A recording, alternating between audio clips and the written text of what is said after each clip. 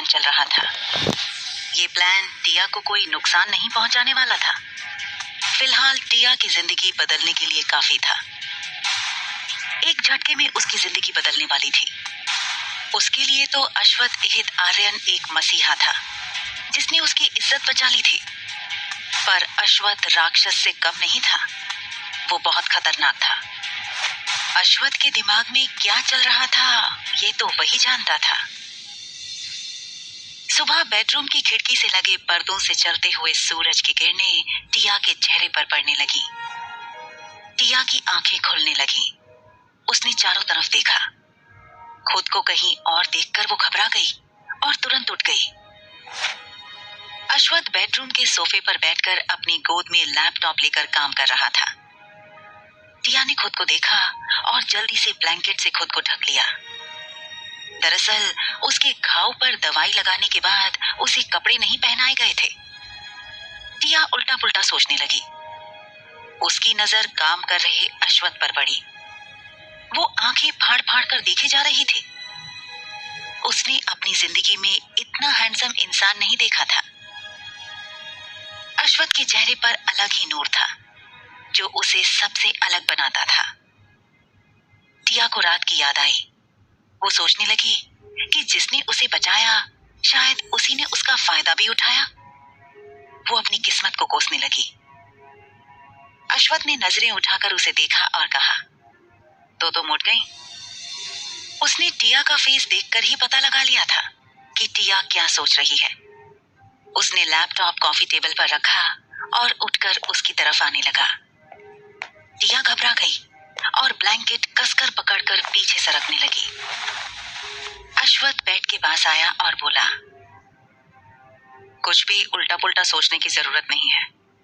मैंने तुम्हारे साथ कुछ भी नहीं किया है। जहां तक कपड़ों की बात है तो मेरी मेड ईशना ने चेंज कर दिए थे। तुम्हारे घाव पर दवाई लगाने के बाद तुम्हें कपड़े नहीं पहनाए गए थे। टिया डरते हुए बोली, क्या आपने मेरी जान बचाई थी? तुम्हें क्या लगता है किसने बचाई होगी? Thank you so much sir. अगर आप नहीं होते तो। मैंने उन लड़कों को 1 करोड़ देकर तुम्हें बचाया है। 1 करोड़ जानती हो इसमें कितने जीरो होते हैं? टिया हैरान होकर उसे देखने लगी। अश्वथ ने अपना जाल फेंका और बोला, तुम अगर जिंदगी भर भी कमाओगी तो इतना पैसा नहीं कमा सकती। मैंने तुम्हें 1 करोड़ देकर बचाया है तो जाहिर सी बात है अब तुम मेरी चीज हो। अगर तुम इस कर्ज से छुटकारा पाना चाहती हो तो मैं जैसा कहता हूं वैसा करती जाओ। इसी में तुम्हारी भलाई है। लोग मुझे राक्षस बुलाते हैं। टिया डरकर सर से पांव तक कांपने लगी। अश्वथ सही तो कह रहा था। वो अगर जिंदगी भर भी कमाती तो 1 करोड़ नहीं कमा पाती। उसके लिए तो 1000 भी बहुत होते थे। यहाँ तो 1 करोड़ की बात हो रही थी। तभी अश्वथ बोला, मैंने कुछ कहा। तुम अब मेरी चीज हो। तुम्हें मेरी सारी बातें माननी होगी।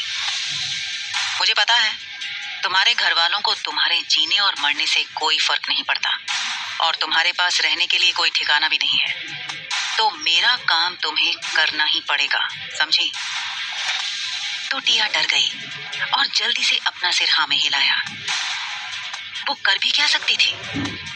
वो बुरी तरह से फंस चुकी थी। अश्वथ सही कह रहा था। अगर वो घर जाती तो उसकी सौतेली माँ और बहन उसे घर से निकाल ही देते। फिर पता नहीं वो कहाँ भटकती रहती। इसलिए उसने हाँ में सिर हिला दिया। तभी अश्वथ ने कहा,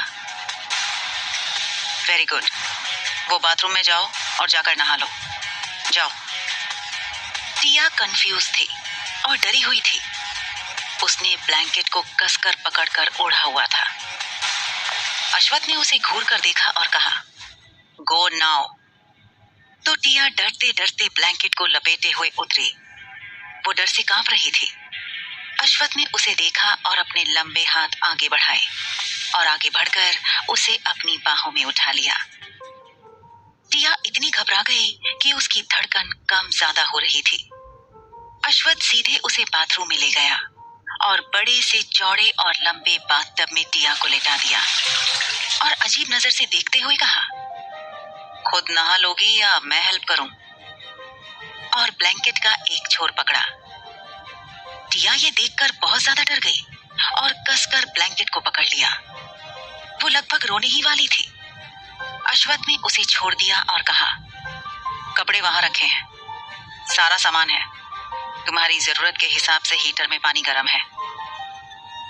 टिया शांत हुई और चारों तरफ देखा। वो हैरान थी। वो एक साफ आलीशान कस्टम मेड बाथरूम में थी। उसने नल चालू किया। आधे घंटे बाद बाथरूम का दरवाजा ओपन हुआ। अश्वथ ने नजरें उठाकर देखा, टिया बाथरूम के दरवाजे पर खड़ी थी। अश्वथ ने टिया के लिए आरामदायक कपड़े रखवा दिए थे, जिससे उसके घाव को प्रॉब्लम ना हो। अश्वथ इस वक्त विक्टर के भेजे हुए टिया के बारे में इंफॉर्मेशन को पढ़ रहा था। तभी अश्वथ ने कहा, वहां क्यों खड़ी हो? टिया चुप रही। अश्वथ ने कहा, मुझे पता है तुम गूंगी नहीं हो, ऐसा नाटक करना बंद करो। मुझे वो लोग बिल्कुल पसंद नहीं है जो गूंगे बहरे की तरह बिहेव करते हैं। टिया डरते हुए आगे बढ़ने लगी। अश्वथ उसकी कछुए की चाल देखकर बोला, अगर ऐसे ही चलोगी तो मेरे सामने पहुंचने के लिए तुम्हें 4 साल लगेंगे। टिया जल्दी से आई और उसके सामने एक आज्ञाकारी स्टूडेंट की तरह खड़ी हो गई, जैसे अश्वथ उसका कोई टीचर है जो उसे इंस्ट्रक्शन दे रहा हो। अश्वथ ने उसे सर से पांव तक देखा और बोला, भूख लगी है? टिया चुप रही। अश्वथ उसे देखते ही समझ गया था कि वो बहुत ही संकोची लड़की है और बहुत ज्यादा सेंसिटिव भी। उसने लैपटॉप नीचे रखा और खड़ा हो गया। टिया ने उसे देखा कि अश्वथ उसकी हाइट से बहुत ज्यादा लंबा था। उसे तो ऐसा लग रहा था जैसे पहाड़ के सामने वो एक छोटी सी चूहिया हो। टिया की हाइट भी अच्छी थी, पर वो सिर्फ उसके सीने तक ही पहुंच सकती थी। तभी अश्वथ ने कहा, अब अच्छी सी लड़की की तरह मुझे फॉलो करो। और वो आगे चलने लगा। टिया उसके पीछे पीछे चलने लगी।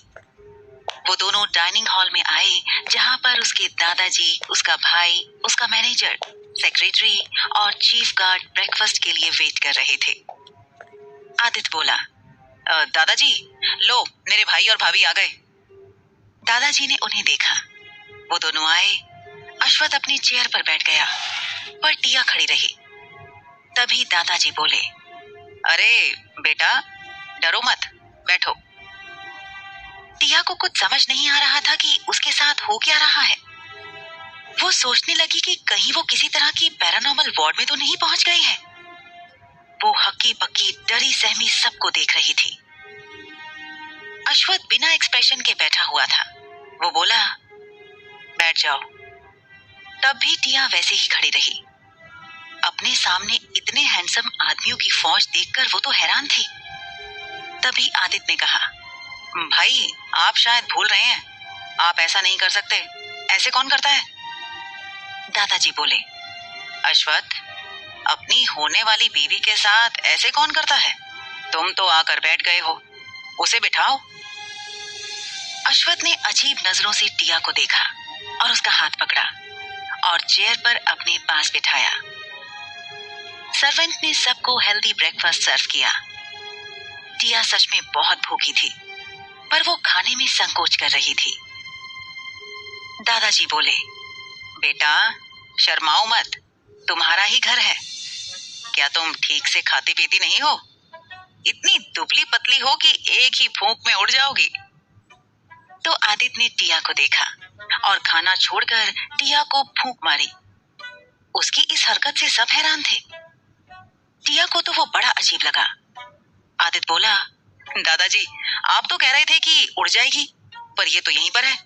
आपका लॉजिक गलत निकला। भले ही मेरी भाभी दुबली पतली हैं, इसका मतलब ये नहीं है कि उन्हें कोई भी एक ही फूंक से उड़ा देगा। टिया को कुछ समझ नहीं आ रहा था। उसका तो मन कर रहा था कि वो वहां से भाग जाए।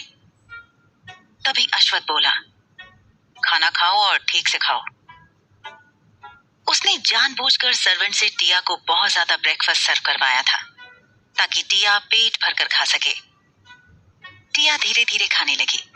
ब्रेकफास्ट सच में हेल्दी और टेस्टी था। उसकी नजर आदित्य पर पड़ी, जो बड़े अजीब तरीके से खाना खा रहा था। उसकी हंसी छूट गई। सब उसे ही देखने लगे। जब वो हंस रही थी, वो बहुत प्यारी लग रही थी। सब उसे ही देखने लगे। फिर सबने आदित्य को देखा, जो खाए जा रहा था। उसे होश ही नहीं था। दादाजी और अश्वथ को छोड़कर सब हंसने लगे। आदित्य सबको हंसता देखकर बोला, ऐसे क्या हंस रहे हो? कोई जोकर देख लिया क्या? तो प्रत्युष अपना पेट पकड़कर बड़ी मुश्किल से बोला, ओह माय गॉड, आदि तुम ऐसे खाना खाते हो? So funny. आदित्य बोला, इसमें फनी क्या है? ये तो मेरा स्टाइल है। फिलहाल वो अपनी बेइज्जती नहीं करवाना चाहता था। अरे क्या हुआ भाभी? अभी तो हंस रही थी, अचानक चुप कैसे हो गई? भाई ने आपको इशारों इशारों में डांट तो नहीं दिया?